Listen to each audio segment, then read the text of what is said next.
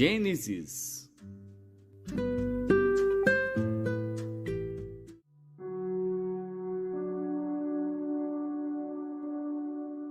Gênesis, capítulo 44.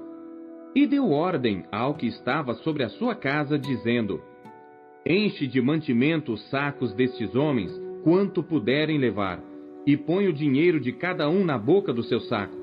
E o meu copo, o copo de prata, porás na boca do saco do mais novo, com o dinheiro do seu trigo. E fez conforme a palavra que José tinha dito. Vinda a luz da manhã, despediram-se estes homens, eles com seus jumentos. Saindo eles da cidade, e não se havendo ainda distanciado, disse José ao que estava sobre a sua casa: Levanta-te, e persegue aqueles homens, e alcançando-os, lhes dirás: Por que pagastes mal por bem?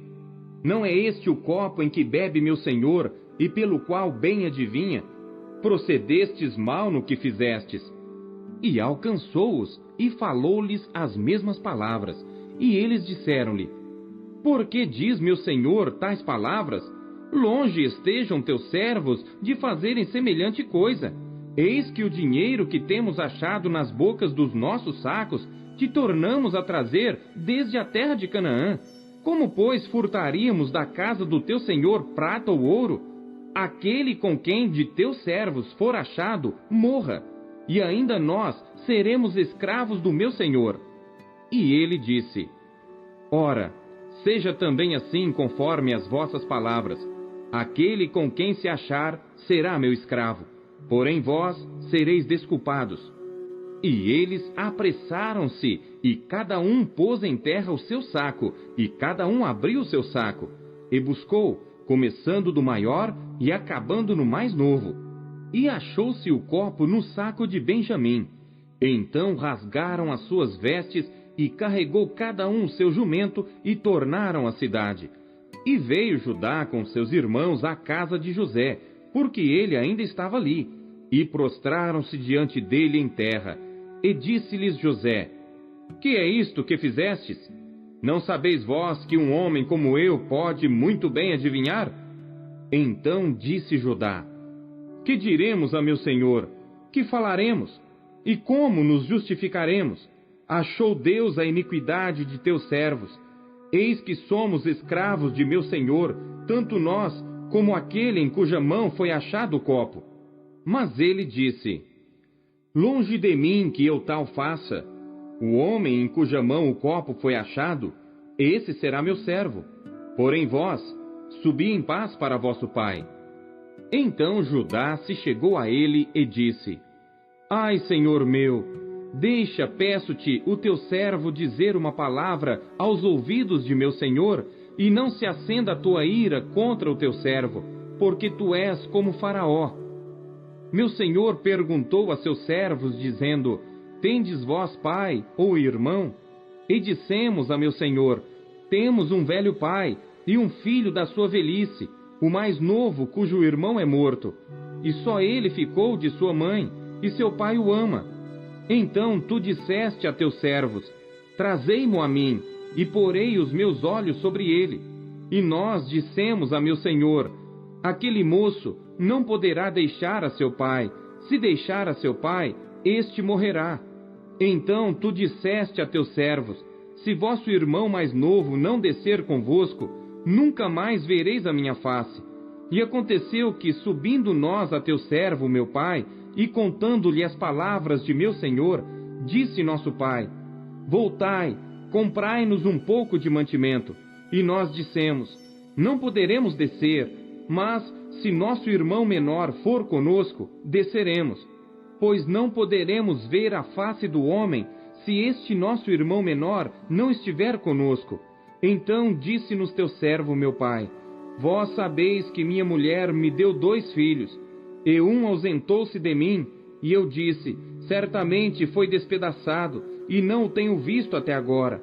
Se agora também tirardes a este da minha face, e lhe acontecer algum desastre, fareis descer as minhas cãs com aflição à sepultura. Agora, pois, indo eu a teu servo, meu pai, e o moço não indo conosco, como a sua alma está ligada com a alma dele, acontecerá que, vendo ele que o moço ali não está, morrerá. E teus servos farão descer as cãs de teu servo, nosso pai, com tristeza à sepultura. Porque teu servo se deu por fiador por este moço para com meu pai, dizendo: se eu o não tornar para ti, serei culpado para com meu pai por todos os dias. Agora, pois, fique teu servo em lugar deste moço por escravo de meu senhor, e que suba o moço com seus irmãos. Porque como subirei eu a meu pai, se o moço não for comigo? Para que não veja eu o mal que sobrevirá a meu pai.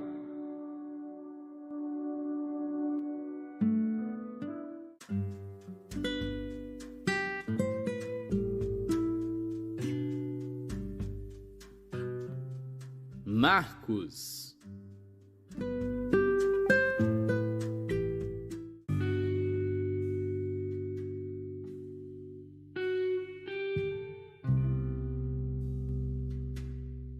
Capítulo 14. E dali a 2 dias era a Páscoa e a festa dos pães ázimos, e os principais dos sacerdotes e os escribas buscavam como prenderiam com dolo e o matariam. Mas eles diziam: não na festa, para que porventura não se faça alvoroço entre o povo. E estando ele em Betânia, assentado à mesa, em casa de Simão o leproso, veio uma mulher que trazia um vaso de alabastro com unguento de nardo puro de muito preço, e quebrando o vaso, lhe derramou sobre a cabeça. E alguns houve que em si mesmos se indignaram e disseram: para que se fez este desperdício de unguento? Porque podia vender-se por mais de 300 dinheiros e dá-lo aos pobres. E bramavam contra ela. Jesus, porém, disse: deixai-a, por que a molestais? Ela fez-me boa obra. Porque sempre tendes os pobres convosco, e podeis fazer-lhes bem quando quiserdes, mas a mim nem sempre me tendes. Esta fez o que podia, antecipou-se a ungir o meu corpo para a sepultura. Em verdade vos digo que em todas as partes do mundo, onde este evangelho for pregado, também o que ela fez será contado para sua memória. E Judas Iscariotes, um dos 12, foi ter com os principais dos sacerdotes para lhe o entregar. E eles, ouvindo-o, folgaram e prometeram dar-lhe dinheiro, e buscava como o entregaria em ocasião oportuna. E no primeiro dia dos pães ázimos, quando sacrificavam a Páscoa, disseram-lhe os discípulos: aonde queres que vamos fazer os preparativos para comer a Páscoa? E enviou 2 dos seus discípulos e disse-lhes: ide à cidade, e um homem que leva um cântaro de água vos encontrará. Segui-o. E onde quer que entrar, dizei ao senhor da casa: o mestre diz: onde está o aposento em que hei de comer a Páscoa com os meus discípulos? E ele vos mostrará um grande cenáculo mobilado e preparado. Preparai-a ali. E saindo seus discípulos, foram à cidade, e acharam como lhes tinha dito, e prepararam a Páscoa. E chegada a tarde, foi com os 12. E quando estavam assentados a comer, disse Jesus: em verdade vos digo, que um de vós que comigo come, há de trair-me.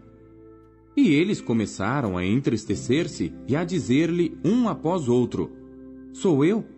E outro disse: sou eu?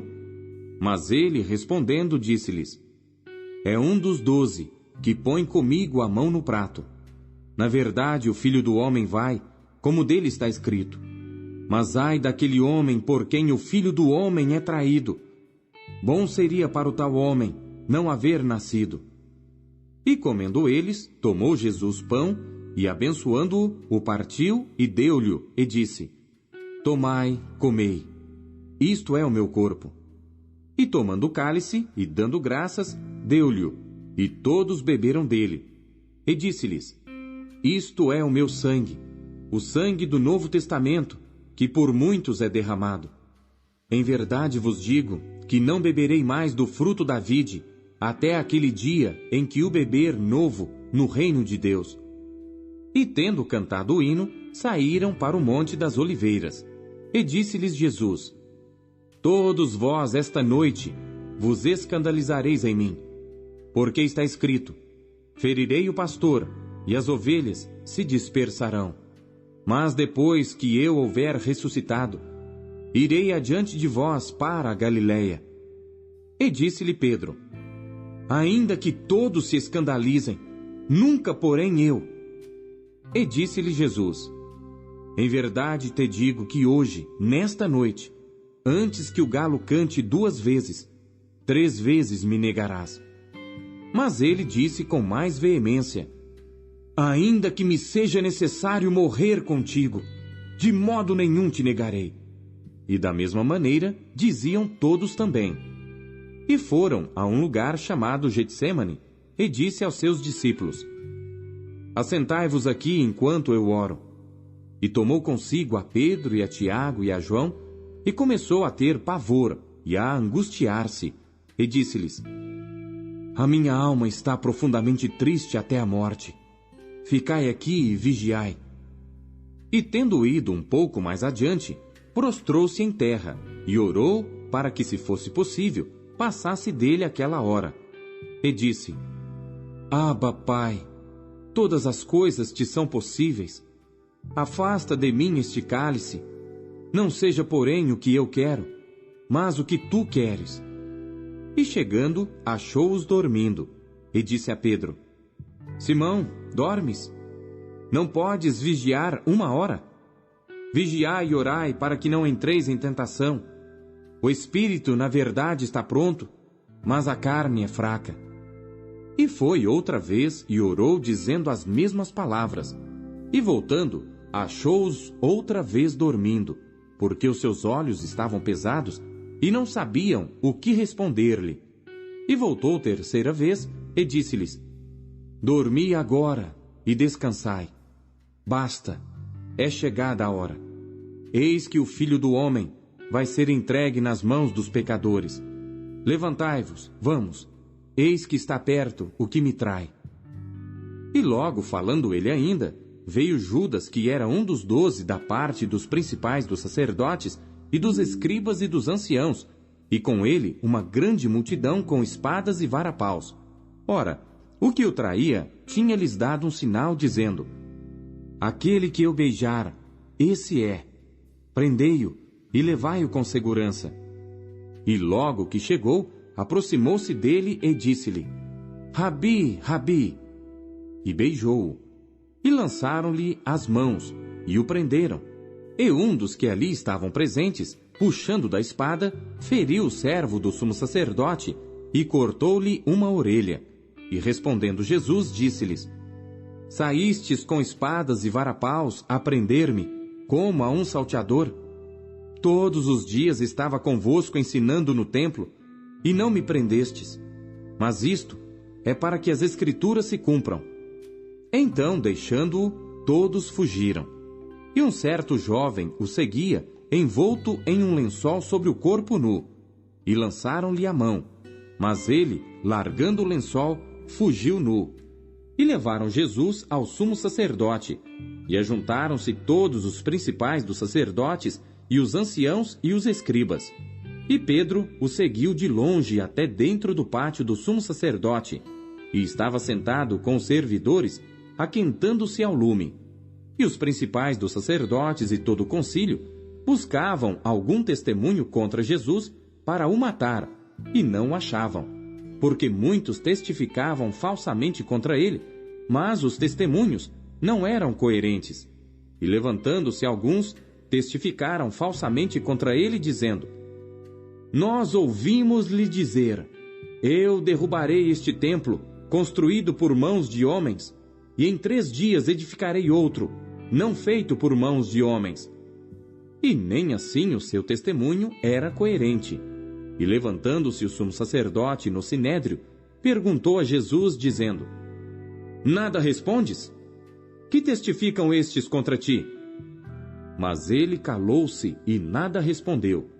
O sumo sacerdote lhe tornou a perguntar e disse-lhe: és tu o Cristo, filho do Deus bendito? E Jesus disse-lhe: eu o sou. E vereis o Filho do Homem assentado à direita do poder de Deus e vindo sobre as nuvens do céu. E o sumo sacerdote, rasgando as suas vestes, disse: Para que necessitamos de mais testemunhas? Vós ouvistes a blasfêmia? Que vos parece? E todos o consideraram culpado de morte. E alguns começaram a cuspir nele, e a cobrir-lhe o rosto, e a dar-lhe punhadas, e a dizer-lhe: Profetiza! E os servidores davam-lhe bofetadas. E estando Pedro embaixo no átrio, chegou uma das criadas do sumo sacerdote, e vendo a Pedro que se estava aquentando, olhou para ele e disse: Tu também estavas com Jesus Nazareno. Mas ele negou, dizendo: Não o conheço, nem sei o que dizes. E saiu fora ao alpendre, e o galo cantou. E a criada, vendo-o outra vez, começou a dizer aos que ali estavam: Este é um dos tais. Mas ele o negou outra vez. E pouco depois, os que ali estavam disseram outra vez a Pedro: Verdadeiramente tu és um deles, porque és também galileu, e tua fala é semelhante. E ele começou a praguejar e a jurar: Não conheço esse homem de quem falais. E o galo cantou segunda vez, e Pedro lembrou-se da palavra que Jesus lhe tinha dito: Antes que o galo cante 2 vezes, 3 vezes me negarás. E retirando-se dali, chorou.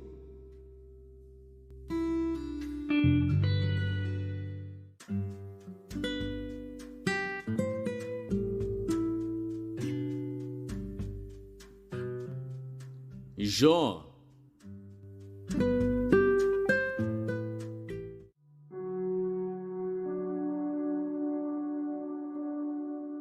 Jó, capítulo 10. A minha alma tem tédio da minha vida. Darei livre curso à minha queixa. Falarei na amargura da minha alma. Direi a Deus: Não me condenes. Faz-me saber por que contendes comigo. Parece-te bem que me oprimas, que rejeites o trabalho das tuas mãos e resplandeças sobre o conselho dos ímpios? Tens tu porventura olhos de carne? Vês tu como vê o homem? São os teus dias como os dias do homem? Ou são os teus anos como os anos de um homem, para te informares da minha iniquidade e averiguares o meu pecado? Bem sabes tu que eu não sou iníquo, todavia ninguém há que me livre da tua mão. As tuas mãos me fizeram e me formaram completamente, contudo me consomes. Peço-te que te lembres de que como barro me formaste, e me farás voltar ao pó. Porventura, não me vazaste como leite, e como queijo não me coalhaste? De pele e carne me vestiste, e de ossos e nervos me teceste. Vida e misericórdia me concedeste, e o teu cuidado guardou o meu espírito. Porém estas coisas as ocultaste no teu coração. Bem sei eu que isto esteve contigo. Se eu pecar, tu me observas, e da minha iniquidade não me excusarás. Se for ímpio, ai de mim, e se for justo, não levantarei a minha cabeça. Farto estou da minha ignomínia, e vê qual é a minha aflição, porque se vai crescendo. Tu me caças como a um leão feroz, tornas a fazer maravilhas para comigo. Tu renovas contra mim as tuas testemunhas, e multiplicas contra mim a tua ira. Reveses e combates estão comigo. Por que, pois, me tiraste da madre? Ah, se então tivera expirado e olho nenhum me visse! Então eu teria sido como se nunca fora, e desde o ventre seria levado à sepultura. Porventura, não são poucos os meus dias? Cessa, pois, e deixa-me, para que por um pouco eu tome alento. Antes que eu vá para o lugar de que não voltarei, à terra da escuridão e da sombra da morte, terra escuríssima, como a própria escuridão, terra da sombra da morte, e sem ordem alguma, e onde a luz é como a escuridão.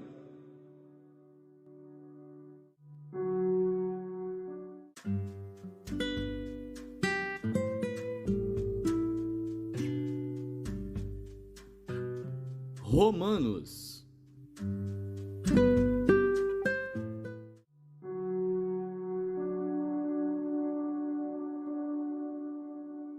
Capítulo 14. Ora, quanto ao que está enfermo na fé, recebei-o não em contenda sobre dúvidas, porque um crê que de tudo se pode comer, e outro, que é fraco, come legumes. O que come, não despreze o que não come, e o que não come, não julgue o que come, porque Deus o recebeu por seu. Quem és tu que julgas o servo alheio? Para seu próprio Senhor, ele está em pé ou cai, mas estará firme, porque poderoso é Deus para o firmar. Um faz diferença entre dia e dia, mas outro julga iguais todos os dias. Cada um esteja inteiramente seguro em sua própria mente. Aquele que faz caso do dia, para o Senhor o faz, e o que não faz caso do dia, para o Senhor o não faz. O que come, para o Senhor come, porque dá graças a Deus. E o que não come, para o Senhor não come, e dá graças a Deus. Porque nenhum de nós vive para si, e nenhum morre para si. Porque se vivemos, para o Senhor vivemos. Se morremos, para o Senhor morremos. De sorte que, ou vivamos ou morramos, somos do Senhor. Porque foi para isto que morreu Cristo, e ressurgiu, e tornou a viver, para ser Senhor tanto dos mortos como dos vivos. Mas tu, por que julgas teu irmão? Ou tu também, por que desprezas teu irmão? Pois todos havemos de comparecer ante o tribunal de Cristo. Porque está escrito: como eu vivo, diz o Senhor, que todo joelho se dobrará a mim, e toda língua confessará a Deus. De maneira que cada um de nós dará conta de si mesmo a Deus. Assim que não nos julguemos mais uns aos outros, antes seja o vosso propósito não pôr tropeço ou escândalo ao irmão.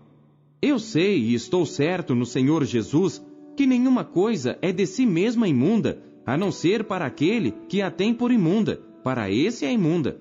Mas se por causa da comida se contrista teu irmão, já não andas conforme o amor. Não destruas por causa da tua comida aquele por quem Cristo morreu. Não seja, pois, blasfemado o vosso bem, porque o reino de Deus não é comida nem bebida, mas justiça e paz e alegria no Espírito Santo.